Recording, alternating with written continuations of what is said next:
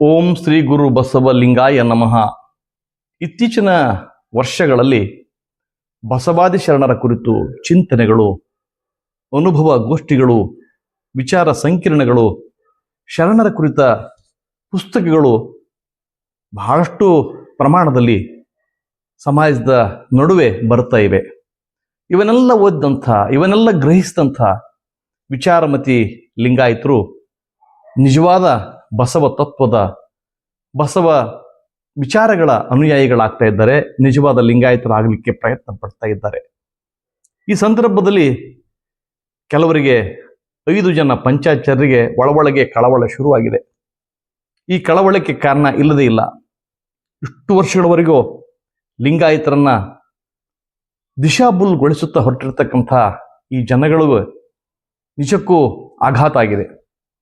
ಈ ಬಸವ ಪ್ರಣೀತ ಲಿಂಗಾಯತ ಧರ್ಮದವರು ಎಚ್ಚರಗೊಂಡ್ರೆ ಬಹುಶಃ ನಮ್ಮ ಪರಿಸ್ಥಿತಿ ಮುಂದೆ ನೆಟ್ಟಗಾಗಲಿಕ್ಕಿಲ್ಲ ಅಂತಕ್ಕಂಥ ಅನುಮಾನಗಳು ಅವರಿಗೆ ಮೂಡಿವೆ. ಸಮಯ ಸಿಕ್ಕಾಗಲೆಲ್ಲ ಅವರು ಲಿಂಗಾಯತ ಅಂತಕ್ಕಂಥ ಲಿಂಗಾಯತ ಧರ್ಮದ ಜನಗಳು ಒಗ್ಗೂಡುವುದನ್ನು ನೋಡಿ ಅವರೊಳಗಡೆ ಭಯ ಶುರುವಾಗಿ, ಭಯಕ್ಕೆ ತತ್ತರಿಸಿ ಅನೇಕ ಹೇಳಿಕೆಗಳನ್ನು ಅವರು ನೀಡ್ತಾ ಇದ್ದಾರೆ. ಲಿಂಗಾಯತ ಧರ್ಮದ ಪ್ರತಿಪಾದನೆ ಮಾಡತಕ್ಕಂಥ ವ್ಯಕ್ತಿಗಳ ಬಗ್ಗೆ ಅವನು, ಇವನು, ಅವಳು, ಇವಳು ಅಂತಕ್ಕಂಥ ಕೆಟ್ಟ ಪದವನ್ನು ಕೂಡ ಅವರು ಬಳಸ್ತಾ ಬರ್ತಾ ಇದ್ದಾರೆ. ಇದೇನು ಅವರು ಬಳಸುವ ಭಾಷೆ ಹೊಸದೇನಲ್ಲ.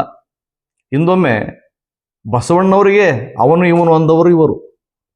ಅವರ ಬ್ಯಾನರ್ನ ಕಂಡ್ರೆ ಅದರ ಕೆಳಗೆ ಕೂಡ ಇವರು ಹಾಯ್ದು ಹೋಗ್ತಿರ್ಲಿಲ್ಲ. ಅವರ ಫೋಟೋದ ಕೆಳಗಡೆ ಕೂಡ ಇವರು ಕೂಡ್ತಿರ್ಲಿಲ್ಲ. ಆ ಜಂತಿ ಮನೆಯಲ್ಲಿ ಕೆಳಗಡೆ ಕೂಡ್ತಿದ್ರು. ಆ ಇಲಿಗಳ ಕೆಳಗಡೆ ಇವರು ಕೂಡ್ತಿದ್ರು. ಆದರೆ ಬಸವಣ್ಣವರ ಫೋಟೋಗಳನ್ನು ಕಂಡ್ರೆ ಇವರು ಏನೋ ಕೆಟ್ಟದ್ದನ್ನು ತುಳಿದಂತೆ ಎಗಿರಿ ಬಿಡ್ತಿದ್ರು. ಆದರೆ ಬಸವ ಪ್ರಜ್ಞೆ ಮೂಡ್ತಾ ಇರುವ ಈ ಸಂದರ್ಭದಲ್ಲಿ ಶರಣರ ವಿಚಾರಗಳ ಜೊತೆ ಹೋಗುವ ಜನಗಳ ಜೊತೆ ಹೋಗುವುದು ಅವರಿಗೆ ಅನಿವಾರ್ಯ ಆಗಿದೆ. 15-16ನೇ ಶತಮಾನ ಪ್ರೌಢದೇವರಾಯನ ಕಾಲ.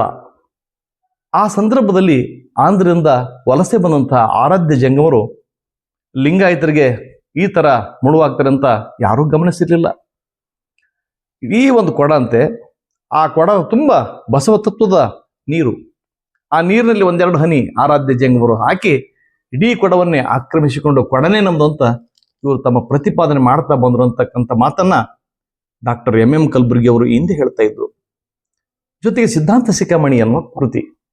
ಈ ಸಿದ್ಧಾಂತ ಶಿಖಾಮಣಿ ಬಗ್ಗೆ ಕೆನಡಾದಲ್ಲಿ ಓದಿದಂಥ ಡಾಕ್ಟರ್ ಹಿರೇಮಲ್ಲೂರು ಈಶ್ವರನ್ ಅವರು ಸ್ಪಷ್ಟವಾಗಿ ಬರೀತಾರೆ. ಈ ಕೃತಿ ಒಬ್ಬ ವ್ಯಕ್ತಿಯಿಂದ ಒಂದೇ ಶತಮಾನದಲ್ಲಿ ರಚಿತವಾದ ಕೃತಿ ಅಲ್ಲ. ಇಲ್ಲಿ ಬಳಸಿರುವ ಭಾಷೆ ಒಂದಕ್ಕೆ ಒಂದು ತಾಳೆ ಇಲ್ಲ, ಒಂದು ಅಭಿಪ್ರಾಯ ಮತ್ತೊಂದಕ್ಕೂ ಭಿನ್ನವಾಗಿದೆ ಅಂತ ನಾವು ಮಾತನ್ನ ಸಂಶೋಧಕರು ಹೇಳ್ತಾರೆ. ಆಮೇಲೆ ಶ್ರೀಕರ ಭಾಷೆಯ ನಿಜದ ನಿಲುವು ಅಂತಕ್ಕಂಥ ಪುಸ್ತಕವನ್ನ ಸುತ್ತೂರು ಮಠನೇ ಪ್ರಕಟ ಮಾಡಿದೆ. ಇಮ್ಮಡಿ ಶಿವಬಸವ ಸ್ವಾಮಿಗಳು ಅದರಲ್ಲಿ ಬರೆದಿದ್ದಾರೆ. ಹೀಗಾಗಿ ಆ ಕೃತಿಯ ಮೂಲಕ ಇವರು ಏನು ಇದೆ ಅಂತ ಅಸಲಿ ಅಂತ ಅನ್ನೋದನ್ನ ಪ್ರತಿಪಾದನೆ ಮಾಡಿ ಆಗಿದೆ. ಅದಕ್ಕೆ ಕೂಡ ಇವರು ನಾವು ಲಿಂಗಾಯತರಿಗೆ ಮೂಲ ಅಂತಕ್ಕಂಥ ಒಂದು ಮಾತನ್ನ ಪದೇ ಪದೇ ಪದೇ ಪದೇ ಹೇಳ್ತಾ ಬರ್ತಾ ಇದ್ದಾರೆ. ಇವ್ರ ಬಗ್ಗೆ ನನಗೆ ಅನುಮಾನ ಆಗ್ತದೆ, ಇವ್ರು ನಿಜಕ್ಕೂ ಯಾರು ಅಂತ. ನಿಜಕ್ಕೂ ಹಾಗೆ ನೋಡಿದ್ರೆ ಲಿಂಗಾಯತರೊಳಗಿನ ಒಂದು ಕಲ್ಟ್, ಒಂದು ಭಾಗ. ಇವರ ಮೂಲ ಅಂದ್ರೆ ಶೈವದಿಂದ ಬಂದವರು. ಇವರು ವೀರಶೈವರು. ಇವರು ಒಂದು ಸಲ ವೀರಶೈವವಾದಿಗಳಂತ ಹೇಳ್ತಾರೆ, ನಮ್ದು ವೀರಶೈವ ಧರ್ಮ ಅಂತ ಹೇಳ್ತಾರೆ. ಮತ್ತೊಂದು ಸಲ ಪಳ್ಳಿ ವೈದ್ಯನಾಥ ಪ್ರಸಂಗ ಬಂದಾಗ, ಆ ಗುಡಿಯ ಅರ್ಚಕನಾಗುವ ಸಂದರ್ಭ ಬಂದಾಗ ಲಿಂಗಾಯತರಾಗಿರ್ತಕ್ಕಂಥ ವಾರದ ಮಲ್ಲಪ್ಪನವರ ಮೂಲಕ ಹಣವನ್ನು ಉಪಯೋಗ ಮಾಡಿಕೊಂಡು ಲಿಂಗಿ ಬ್ರಾಹ್ಮಣರಂತ ಪ್ರತಿಪಾದನೆ ಮಾಡಿ ಆ ಪರಳಿ ವೈದ್ಯನಾಥದ ಪೂಜೆ ಹಕ್ಕನ್ನು ಇವರು ಪಡ್ಕೊಳ್ತಾರೆ.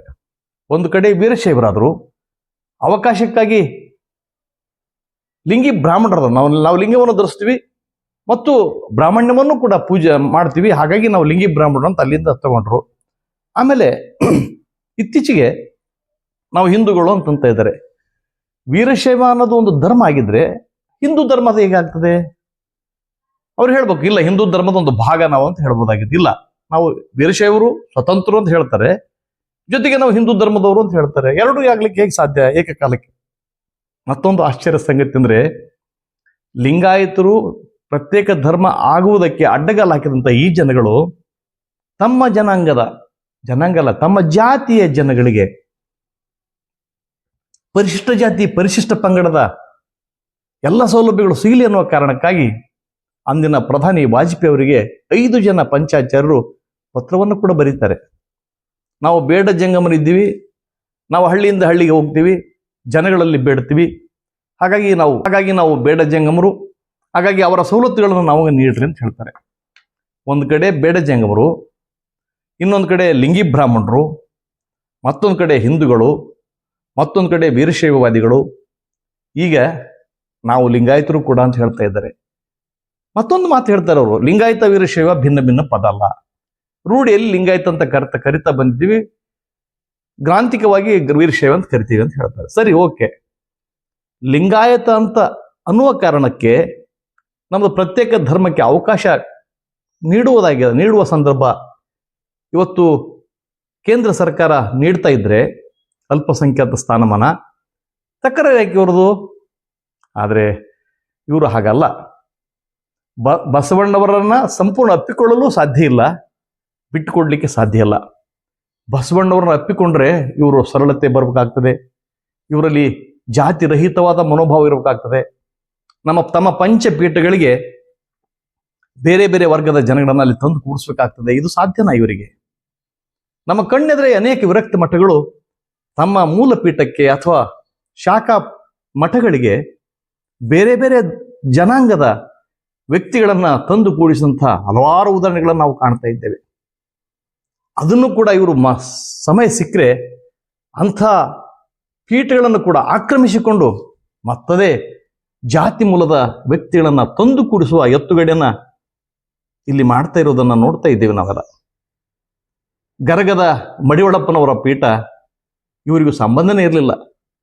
ಗರಗದ ಮಡಿವಾಳಪ್ಪನವರು ಲಿಂಗೈಕ್ಯರಾದ ತರುವಾಯ ಆಮೇಲೆ ಆಗಿರುವಂಥ ಘಟನೆಗಳು ನಾವೆಲ್ಲ ಸಾಕ್ಷಿದಾರರಾಗಿದ್ದೇವೆ. ಈ ಸಂಗತಿಗಳನ್ನು ಕೂಡ ಲಿಂಗಾಯತರು ಸರಿಯಾಗಿ ಅರ್ಥ ಮಾಡಿಕೊಳ್ಳಬೇಕು.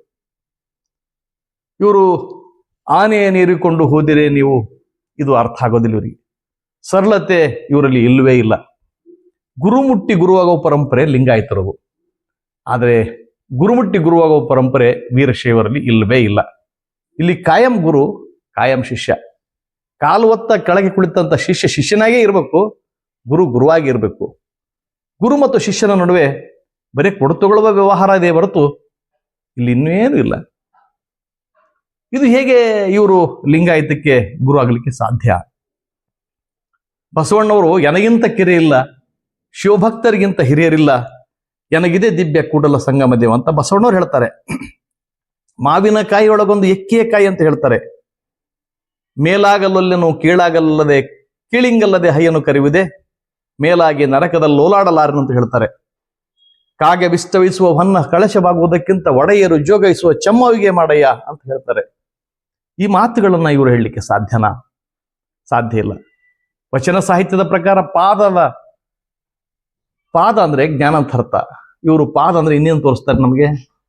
ಮತ್ತದೇ ತಮ್ಮ ಕಾಲನ್ನು ತೋರಿಸಿ ಅದನ್ನ ನೀರು ತೊಳೆದು ಪಾದೋದಕವನ್ನು ಕುಡಿರಿ ಅಂತ ಹೇಳ್ತಾರೆ, ಮನೆ ತುಂಬ ಸಿಂಪಡಿಸ್ರಿ ಅಂತ ಹೇಳ್ತಾರೆ. ಈ ಲಿಂಗಾಯತರು ಒಪ್ಪಿಕೊಳ್ಳಲಿಕ್ಕೆ ಸಾಧ್ಯನಾ? ಸಾಧ್ಯ ಇಲ್ವಲ್ಲ. ಹಾಗಿದ್ರೆ ಇವರು ಯಾಕೆ ಒಂಥರ ತೊಡರುಗಲಾಗಿದ್ದಾರೆ ಲಿಂಗಾಯತರಿಗೆ?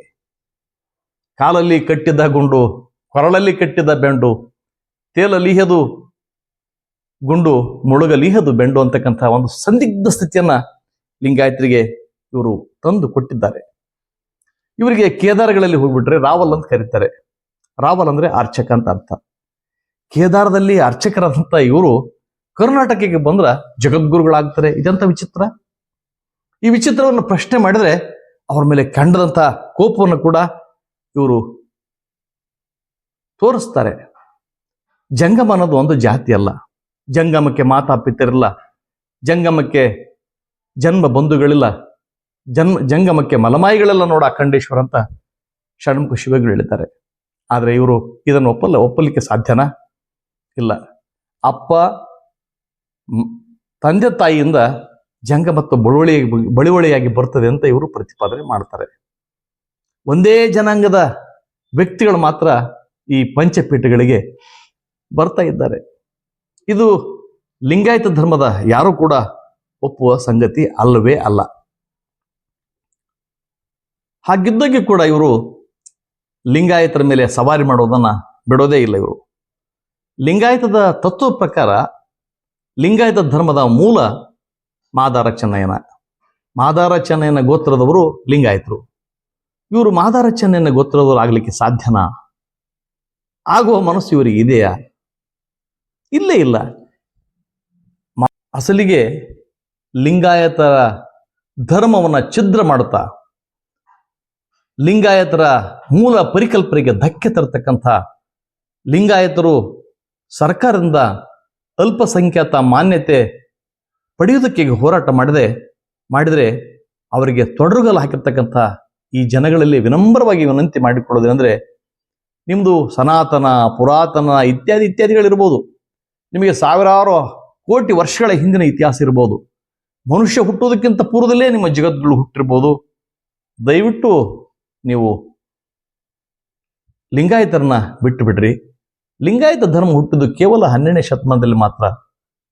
ಮಾದಾರ ಚೆನ್ನಯ್ಯ, ಡೋಹಾರ ಕಕ್ಕಯ್ಯ, ಸಮಗಾರ ಹರಳಯ್ಯ, ಒಲಿಹರ ನಾಗಿದೇವ, ಸುಳ್ಳೆ ಸಂಕವೇ, ಅಂಬಿಗರ ಚೌಡಯ್ಯ, ಮಡಿವಾಳ ಮಾಚಿದೇವ, ನುಲಿಯ ಚಂದಯ್ಯ ಇತ್ಯಾದಿ ಜನಗಳು ಕೂಡಿ ಕಟ್ಟಿದಂಥ ಒಂದು ಧರ್ಮ. ಈ ಧರ್ಮ ಜನಸಾಮಾನ್ಯನ ಧರ್ಮ, ಕನ್ನಡದ ಧರ್ಮ, ಸರಳ ಸಹಜ ಸಭ್ಯತೆಯ ಧರ್ಮ.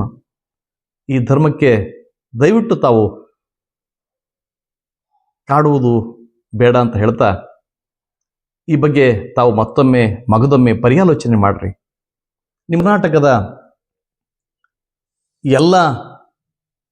ಕರ್ನಾಟಕದ ವೀರಶೈವರೇ ಅಲ್ಲ, ಅವರಿಗೆ ನಿಮ್ಮ ವಿಚಾರಗಳನ್ನು ಹೇರಿ, ವೇದ ಶಾಸ್ತ್ರ ಆಗಮ ಪುರಾಣ ಇತ್ಯಾದಿಗಳನ್ನು ಹೇರಿ ಅವರನ್ನು ವೀರಶೈವರನ್ನಾಗಿ ಮಾಡಲಿಕ್ಕೆ ನೀವು ಇಷ್ಟು ದಿನ ಪ್ರಯತ್ನ ಪಟ್ಟಿದ್ದೀರಿ. ಇನ್ನಾದರೂ ಅವರನ್ನು ಬಿಟ್ಟು ಬಿಡಿ. ನಿಮಗೆ ನಿಮ್ಮ ವಿಚಾರಗಳ ಹಿಂದೆ ವೀರಶೈವ ಪರಂಪರೆ ನೆಪ್ಪಿಕೊಳ್ಳಲಿಕ್ಕೆ ಯಾರು ಸಿದ್ಧರಿದ್ದಾರೋ ಅವರನ್ನು ಕರೆದುಕೊಂಡು ಮುನ್ನಡೆರಿ ಅಂತ ಹೇಳ್ತಾ, ಇದುವರೆಗೆ ನನ್ನೊಂದಿಗೆ ಬಂದ ನಿಮ್ಮೆಲ್ಲರಿಗೂ ನನ್ನ